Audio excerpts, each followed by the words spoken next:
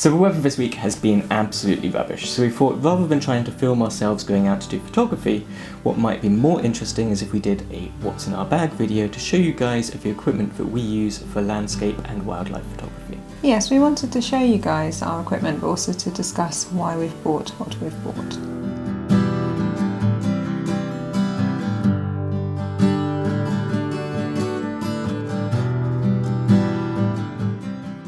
So our main camera for the last year and a half or so has been the Canon 5D Mark II. Now the reason we went for the 5D Mark II was basically we bought it second hand for about £500 or so. You can probably pick them up a little bit cheaper these days, actually, to be honest. But the reason we chose the 5D Mark II was because it's basically it's a full frame sensor, which is ideal for landscape photography. And also it has weather sealing, so that was kind of a main advantage over something like a 6D for us, is the fact that it has the weather sealing, which is if you're out camping, if you're hiking up a mountain and it's tipping it down with rain, it's just good to have that added little bit of confidence that your gear can stand up to it. It's been a really solid camera. Yeah. We've loved it. The quality of the images is fantastic, and for £500, you can't go wrong, really. Indeed, and we didn't want to buy the Mark IV version of the camera, in that we are not professional photographers. Not yet. Not yet. We can't justify that level of investment at this stage. Having said that, we have just bought the 5D Mark III, which is what we're filming on at the moment. Main reason for buying that was so that we had a second camera, in that there are two of us, and especially when we go out on location, there have been the odd arguments. Yeah, if I'm trying to take a photo and Hannah also wants to take a photo. Yeah.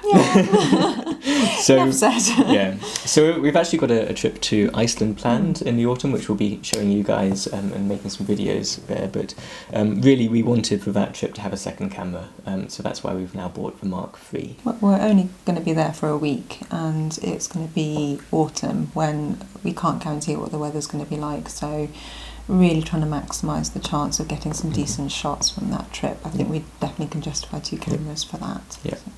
Incidentally, we will be doing a video at some stage once we've bonded with the Mark III a little bit more, just to compare the Mark III and the Mark II. So stay tuned for that if you're maybe thinking about picking on these cameras up, and we'll be doing that in the near future. The other thing we had wondered about was going down the mirrorless route initially, and I know there's an awful lot of excitement at the moment. We've got Nikon and Canon are thought to be bringing out some new mirrorless full-frame cameras, and obviously the Sony cameras are fantastic as well.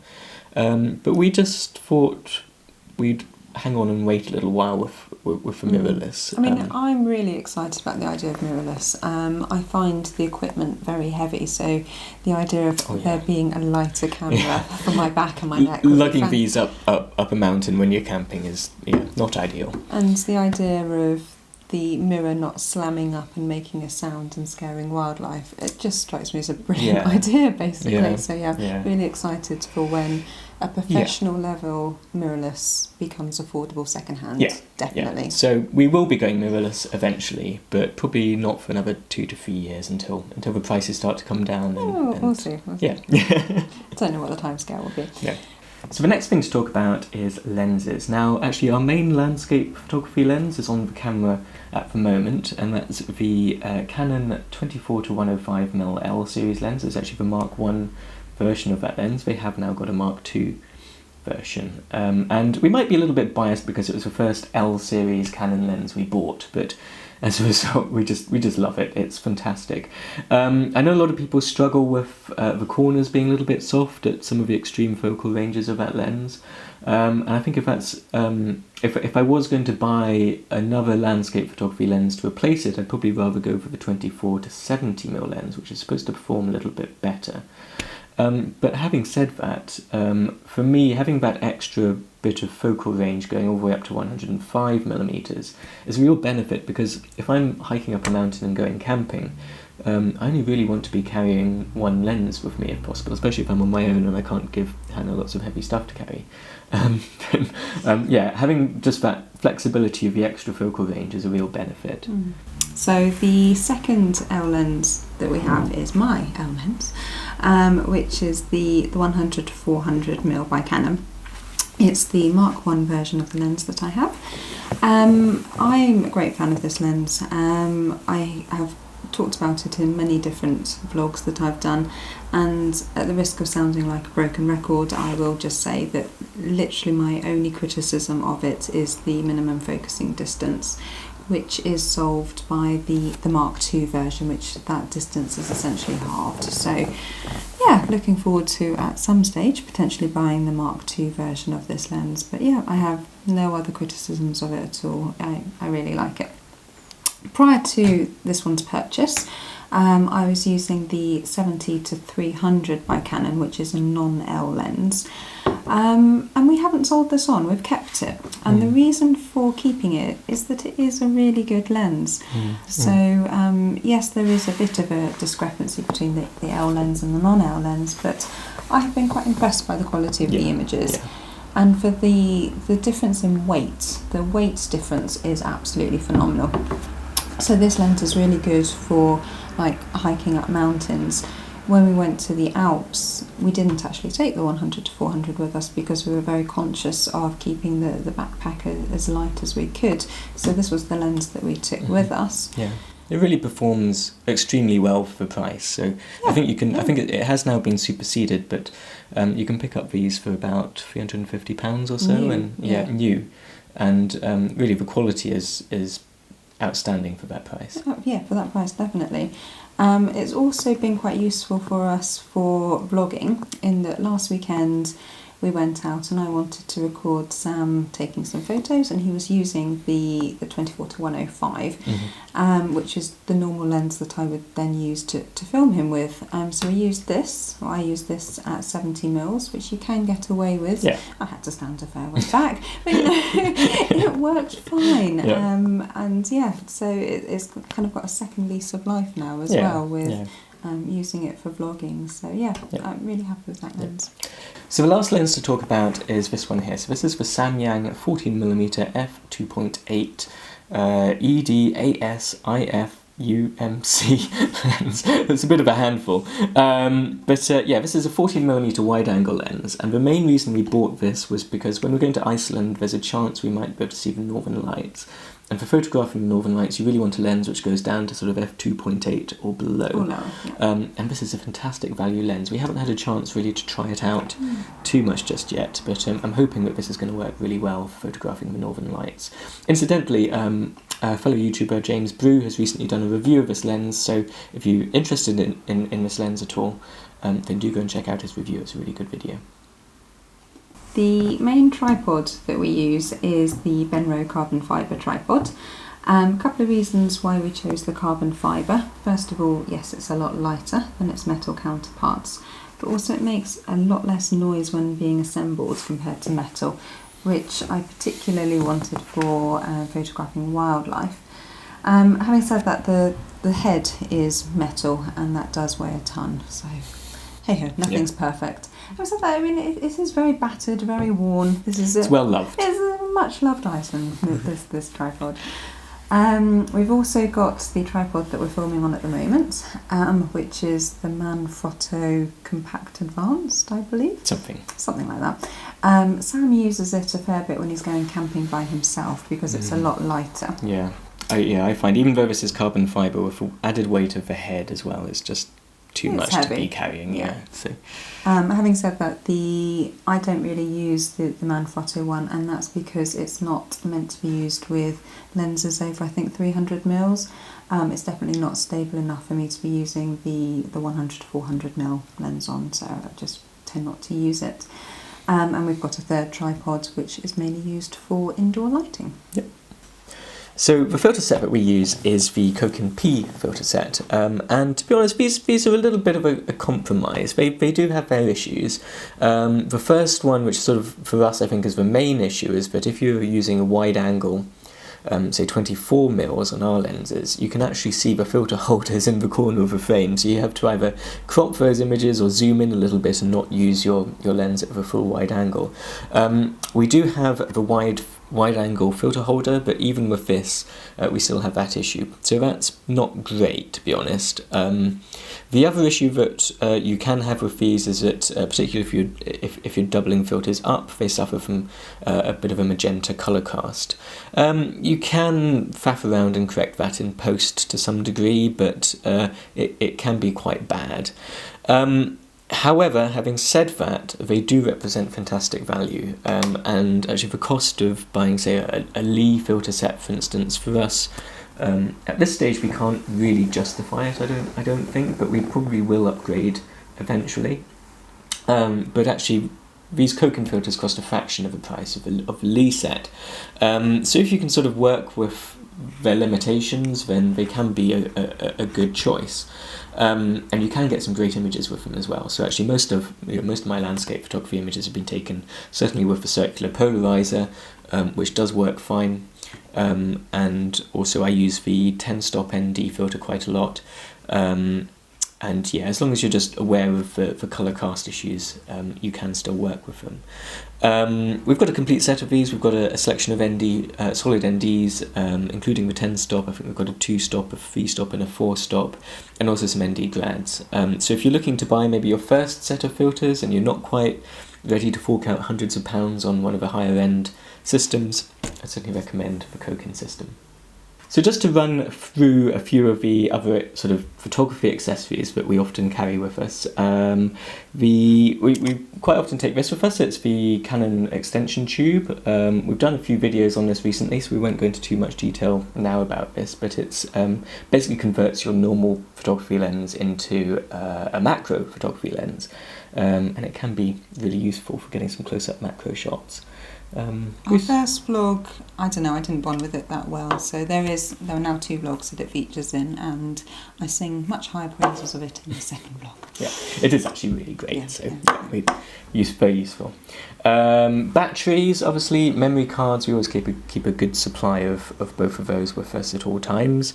And the other thing that we've always got with us, really, is a cable release. And this is just a fairly inexpensive one that we bought off Amazon, and to be honest, it does the job. For our sort of photography, we don't need anything much more advanced than that. Then we've got some cleaning equipment. Sam will put some links at the bottom of the vlog to some links to the actual brands that we use. Yeah, I would actually recommend these quite a lot. It's a Kingjoy puffer, and it's actually really good value as well. So we'll pop the links below for those. Then we've got some camouflage. This is obviously for wildlife photography rather than landscape photography. I have a suit. It's not a ghillie suit, so it is a little bit of a compromise. The reason is that ghillie suits are quite expensive, so I went with a suit that's got a pattern of kind of Oakland trees on it, and I've also got a net as well. I think the main thing with camouflage is just to use it. I think this plus hiding behind a tree or a bush, I do think it adds a degree of camouflage, so that you can get that much closer to your wildlife subjects.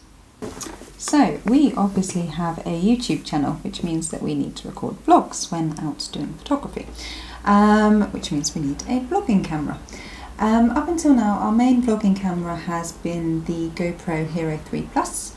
I say up until now, the reason is that we now have 2 DSLRs, and so our plan is to get as much footage from a DSLR as possible and not particularly rely on the GoPro. That works particularly well when there are both of us out, in that one of us can be holding the one DSLR and the other person can be taking photos with the second. We have found that the footage from the GoPro isn't that great, especially in low light. It really struggles, and we want to get as good a quality as images, as good quality footage as possible for you guys to watch. I also don't particularly like the fact that with the GoPro you are shooting blind. You don't know what you're shooting, and there's no screen on the back, and I find that quite disconcerting. Having said that, Sam has bought many an accessory for the GoPro. Yes. Well, so basically what I have here is the Feiyutech G4S gimbal, which has been designed for the Hero 3 Plus. And basically for those times when we do use the GoPro, this gimbal, it's a three-axis gimbal, and it does greatly improve the quality of the footage you can get from the GoPro. Not in terms of the video quality, but yeah, just in terms of stabilization, the gimbal is fantastic for that, and it really does improve the B-roll. One of the problems that we have with the GoPro is because actually most of the time we use it, we tend to keep it in the waterproof housing just because it gives it that extra bit of added protection. But when you do that, the mic input gets covered up. So for that reason, we tend to record our audio to an external recorder. This is an Olympus DM450. It's actually a dictaphone, I believe, but it works well as an external recorder. This was a gift from a friend of mine who didn't need it anymore. But it's very similar to, say, the Zoom H1 external recorder that a lot of YouTubers use, and it actually does a really good job, so might be worth looking up to see if you can get one of these second hand. The microphone itself, which we've cunningly actually got taped to the table at the moment, so you can't see it, is a Boya, I think it's an M1 lavalier microphone, and that's actually a really good quality lavalier microphone, which a lot of YouTubers use. It only cost about £15, and all of our audio is recorded on that.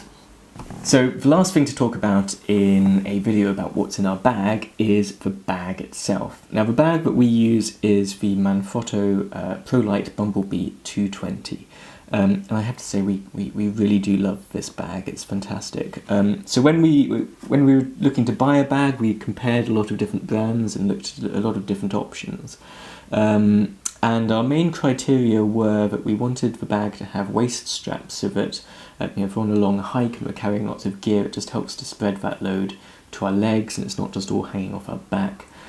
We also wanted the bag to be able to attach a tripod either to the side or to the back of it, and this bag actually enables you to do both of those. And also we needed it to have room for the 5D with a 400mm lens attached, plus other spare lenses as well. And this bag really just ticks all of those boxes. So it was also really important for us that any camera bag is compatible with the requirements of airlines for carry-on luggage, in that we wouldn't want to put a DSLR or a lens in the hold luggage, and this is compatible with most airline requirements. When we're travelling on an aeroplane, we tend to put a laptop in the back compartment, and it's really useful to have that separate compartment that fits laptops. When I'm out in the field, I don't tend to take a laptop with me, so that's where I put the camouflage, so that pocket is really useful. I really like this bag. I literally have one complaint about it, and this is a little bit of a niggle.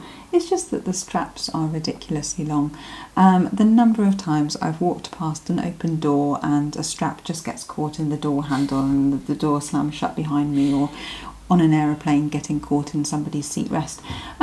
Yeah, that's literally my only niggle about it. And I genuinely don't know why the straps are so long. But otherwise, absolutely great, very sturdy, very reliable bag.